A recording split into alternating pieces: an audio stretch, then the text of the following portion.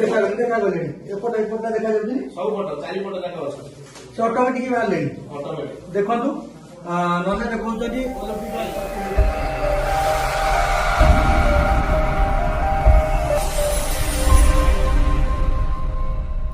Hi hello नमस्कार जय जगन्नाथ आपन प्रताप कृष्ण स्वागत मुझे आज पहुँच जाइए गंगेश्वर महादेव पाखे पाताली लिंग हिसाब से बहुत चर्चित प्रभु आठी पाटुआ यात्रा भी हुए तो आसतु प्रभु दर्शन करिया प्रभुंर विभु कृपा लाभ करिया प्रभु विषय जानिया तो आसतु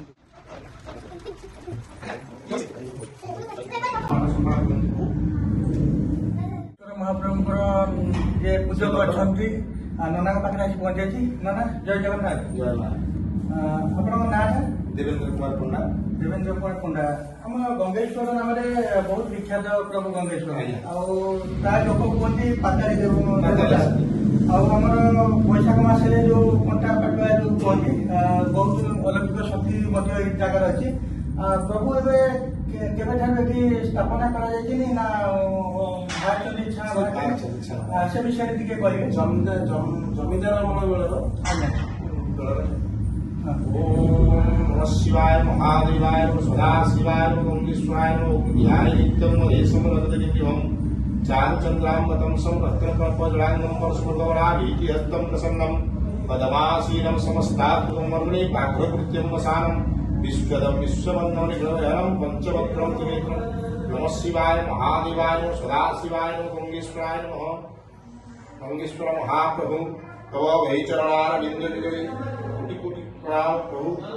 गंगेश्वर महाप्रभु हेले पाताली ये जो जमीदार अमल थिला सेते बेले ये शिवलिंग आविर्भाव होइछन गंगा थे राजा जमीदार थे सी कौन कले ये सब भैंस कंटार जंगल थिला भैंस कंटा पूरा जंगल थिला गाईटी आसिक सबुदिन ये क्षीर दे पड़े जाए माने गाई चरिया को आसो छा छा क्षीर ढाल पलैब आज्ञा कई आउ दुई आटू नथे छा छा क्षीर धर आज्ञा से लोक सब जान गाई सब जान गाई कौन क्षीर दौर ये तो खाऊँ पीऊँ सब तो दौनी गाई क्षीर पना एत बड़ सब भल दौनी गाई क्षीर सी जमी पूरा दिन जगिला जगी जगी जो आसी पहुंची भैंस कंटा गछ मूले गाई तार छा छा भितर गली बची तार पड़ेगा भितर तार क्षीर बाहर ये बुढ़ा कौन कर भितर जा देखला छा छा क्षीर धर सी जाए जमीदार को कहला कहला प्रभु सब गाई क्षीर दौर गाई जाए क्षीर दे पड़े जमीदार कौन करना लोक लगे कर्मचारी जी अच्छा सब लगे खोली आरंभ कले कौन अच्छी जगह सफा है जगह सफा खोला खोली है सी शिव आविर्भाव जिते खोली ये बाजिगला भैंसटा ये बाजिगला देखु आपन को देखा नना देखा जिते राजा पठे जमीदार जमीदार जो पठे लोक खोलवा चल से जगह देखा कौन पे से जगह ऑटोमेटिक जाए गाई से क्षीर दौर कौन से अच्छी तो खोलू खोलू नना देखा कथा ये जगह गईटी बाजे आज्ञा आज्ञा देखु दी जगह प्रभुंर चिन्ह अच्छी प्रभु प्रभु छोट बाहर ऑटोमेटिक शिवलिंग बढ़ुच्छी आज्ञा देखो आज्ञा नना अलौकिक शक्ति शक्ति छा ऑटोमेटिक तार बढ़ुचंती निश्चित निश्चित निश्चित देखो केते अलौकिक शक्ति आम ओडिशा संस्कृति परंपरा सब चारिपटे चारोटी लिंग भी बाहर सारे आज्ञा कौटी अच्छा जानी तले गुड़ी आज्ञा आज्ञा हाँ देखा देखा गले एपट एपटा देखा सब पट चारिपट जाक अछि से ऑटोमेटिक बाहर देखु नना देखा अलौकिक शक्ति देखु सेपटे एपटे घुसुँच देखु आज्ञा आज्ञा आज्ञा छाँ भी से बाहर माने ये पंचलिंग पंचलिंगेश्वर नाम नामित आस्ते आस्ते कालक्रमे जिते मालिका बनेगा जो जिन अच्छी कालक्रमे ये पंचलिंग भी आविर्भाव हो पारती ଦେଖନ୍ତୁ କେତେ ଗୁପ୍ତ ଜିନିଷ ମାନେ ଆପଣ ତ ପୂଜା କରୁଛନ୍ତି କେତେ ବର୍ଷ ଏଠି ପୂଜା କରୁଛନ୍ତି? ମୁଁ ତ ମିନିମମ୍ ବ୍ରତ ଘର ପରେ 11 ବର୍ଷରୁ ପୂଜା କରୁଛି ମତେ ଆଜି 45 ବର୍ଷ ହେଇଗଲା। ଆଜ୍ଞା 45 ବର୍ଷ ହେଲାଣି ଆପଣଙ୍କୁ ତାହେଲେ 30-35 ବର୍ଷ ହେଲାଣି ପୂଜା କରୁଛନ୍ତି। କିଛି ପ୍ରଭୁଙ୍କର ଅଲୌକିକ ଶକ୍ତି ନିଶ୍ଚିତ ଅଲୌକିକ ଶକ୍ତି ଅଛି। କଣ ଅଲୌକିକ ଶକ୍ତି ଆପଣ ଜାଣିଛନ୍ତି ପ୍ରଭୁଙ୍କର କିଛି? ଅଲୌକିକ ଶକ୍ତି ହେଲା ଆଜ୍ଞା ଦିନେ ଆମେ ଆଜି ଆଳତି କରୁଛି ଆଜ୍ଞା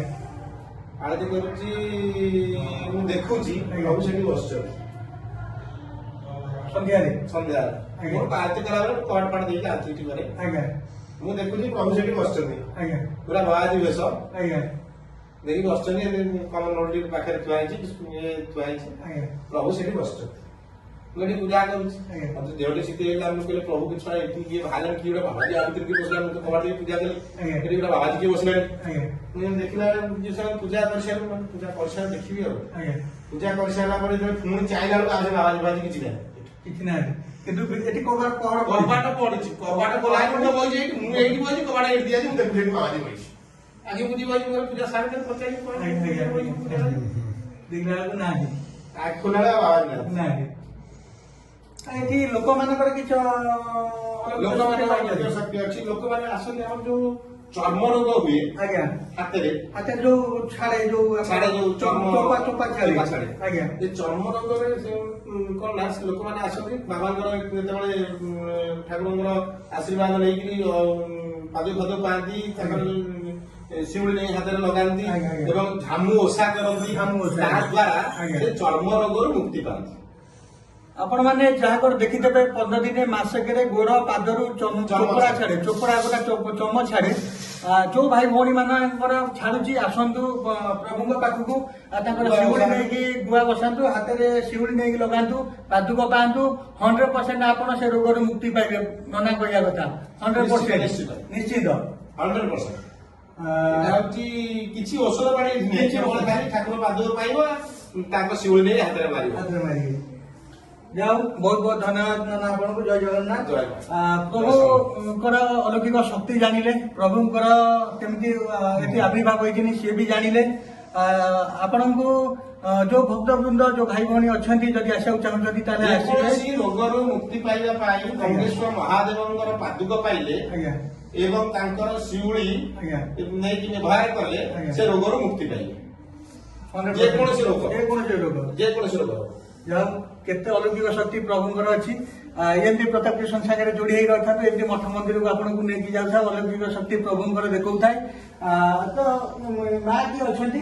ଏ ମା ଭଗବତୀ ମା ଅଛନ୍ତି ମା ପାର୍ବତୀ ଅଛନ୍ତି। ପାର୍ବତୀ ଆଜ୍ଞା ଏଇଠି ଗୋଟେ ଘରେ ଶିବ ପାର୍ବତୀ ଗୋଟିଏ ଘରେ ଆଉ କୋଉଠି ନାହିଁ ଅଲଗା ଅଲଗା ଅଛନ୍ତି କିନ୍ତୁ ଏଇଠି ଶିବ ପାର୍ବତୀ ଏକାଠି ଅଛନ୍ତି। ଦେଖନ୍ତୁ ଶିବ ପାର୍ବତୀ ମା ବି ସେଠି ଅଛନ୍ତି। ବାମ ପାର୍ଶ୍ୱରେ ପ୍ରଭୁଙ୍କର ବାମ ପାର୍ଶ୍ୱରେ ବିରାଜମାନ କରିଛନ୍ତି ମା ପାର୍ବତୀ। ଲକ୍ଷ୍ମୀ ମା ଏଠି ଅଛନ୍ତି ପାର୍ଶ୍ୱ ଦେବାଦେବୀ ହିସାବରେ। ଆଉ ପ୍ରଭୁ ଗଜାନନ ଏଠି ଅଛନ୍ତି ଦେଖନ୍ତୁ ଗଜାନନ ବି ଅଛନ୍ତି। ଚତୁର୍ଦ୍ଧା ମୂର୍ତ୍ତି ଅଛନ୍ତି ପ୍ରଭୁ ଜଗନ୍ନାଥ ବଳଭଦ୍ର ସୁଭଦ୍ରା ସୁଦର୍ଶନ ମହାରାଜ ଅଛନ୍ତି। ଆଉ ସାଇଡରେ ଯିଏ ଜଗନ୍ନାଥ ମୂର୍ତ୍ତି ଦେଖୁଛନ୍ତି ସେ ହଉଛନ୍ତି ଦଧିମାମନ ଜୀଉ ନା ଦଧିମାମନ ଜୀଉ ଏଠିକାର କଣ ମାନେ ଦଧିମାମନ ଜୀଉ ଆଗରୁ ପ୍ରତିଷ୍ଠା କରିଥିଲେ ତାପରେ ଆମ ଚତୁର୍ଦ୍ଧା ମୂର୍ତ୍ତି ଆସି ରହିଲେ। ଓହୋ ଦଧିମାମନ ଜୀଉ ହିସାବରେ ସେ ରହିଛନ୍ତି ଯେହେତୁ ଯାହା ସବୁ ରେକର୍ଡ ପତ୍ର ସବୁ ଦଧିମାମନ ଜୀଉ ଏ ମନ୍ଦିର ଟୋଟାଲି ଦଧିମାମନ ଜୀଉ ସବୁ ଟୋଟାଲ ମନ୍ଦିରର ଯାହା ହବ ଦଧିମାମନ ଜୀଉ ନାଁରେ ହବ ବି ଅଛନ୍ତି। ଦେଖନ୍ତୁ ସଙ୍କଟ ମୋଚନ ବି ଏଠି ଅଛନ୍ତି। ବେଢା ପରିସର ଭିତରେ ନବଗ୍ରହ ପୂଜା ପାଉଛନ୍ତି। ଦେଖନ୍ତୁ ନନା ନବଗ୍ରହ କିଏ କିଏ ଅଛନ୍ତି? ଫାଷ୍ଟ ରବି ଚନ୍ଦ୍ର ମଙ୍ଗଳ ବୁଧ ବୃହସ୍ପତି ଶୁକ୍ର ଶନି ରାହୁ କେତୁ। ଆମର ଅଷ୍ଟଶମ୍ଭୁ ଏଠି ପୂଜା ପାଉଛନ୍ତି। ଅଷ୍ଟଶମ୍ଭୁ ସେମିତି ନାଁ ଅଛି ନା ନାଇଁ ଜାଣିପାରୁଛନ୍ତି କିଏ କିଏ ନାଁ ଅଛି କିନ୍ତୁ ଅଷ୍ଟଶମ୍ଭୁ ଏଠି ବି ପୂଜା ପାଉଛନ୍ତି। ଏଠି ପାର୍ଶ୍ୱରେ ଗୋଟେ ମନ୍ଦିର ବି ହେଇଛି। ଏଠି ଆମର ରଖା ହେଇଛନ୍ତି ନବଗ୍ରହ ଆଉ ଅଷ୍ଟଶମ୍ଭୁ। ଆଉ ଏପଟେ ପାର୍ଶ୍ୱ ପୁରାତନ ଦେଖନ୍ତୁ ପୁରାତନ ମୂର୍ତ୍ତି ବହୁତ ପୁରାତନ। ଦେଖନ୍ତୁ ଜଣେ ମା କିଏ ପୂଜା ପାଉଛନ୍ତି କିନ୍ତୁ ତାଙ୍କର ମସ୍ତକ ନାହିଁ ଦେଖନ୍ତୁ ଆପଣ ବି ଜାଣିଥିବେ ଯୋଉ ଭକ୍ତବୃନ୍ଦ ଦେଖୁଥିବେ କେତେ ପୁରାତନ ଆପଣ ବି ଯଦି ଜାଣିପାରିବେ ଆପଣଙ୍କ ଯୋଉଠି ପୁରୁଣା ମନ୍ଦିର ଥିବ ସେ ଜାଣିପାରିବେ କି ଦେଖନ୍ତୁ ଆମର ଅଛନ୍ତି ଗଜାନନ ମହାପ୍ରଭୁ ତ ମୂର୍ତ୍ତିକି ଆପଣ ଜାଣିପାରିଲେ କେତେ ବର୍ଷ କେତେ ଶହ ବର୍ଷ ତଳର ଆପଣ ସବୁ ଜାଣିପାରିବେ ଦେଖନ୍ତୁ ବହୁତ ସୁନ୍ଦର ସୁନ୍ଦର ମୂର୍ତ୍ତି ନିର୍ମାଣ କରାଯାଇଛି ଦେଖନ୍ତୁ ଦେଖିଲେ ଇଏ ଟିକେ ଆମର ଯୋଉ ଗଜାନନ ଅଛନ୍ତି ଟିକେ ମୁହଁ ବଙ୍କେଇକି ଅଛନ୍ତି ମାନେ କଣ ତାଙ୍କର ଅଛି ବୋଲି ସେ ସେମିତି ମୁହଁ ବଙ୍କା କରିକି ଅଛନ୍ତି ତ କି ଜାଣି ହଉନି ତ ଦେଖନ୍ତୁ ପୁରାତନ ମୂର୍ତ୍ତି ସବୁ ଏଠି ଶୋଭା ପାଉଛି କେତେ ସୁନ୍ଦର ସୁନ୍ଦର ହିସାବରେ ଦେଖନ୍ତୁ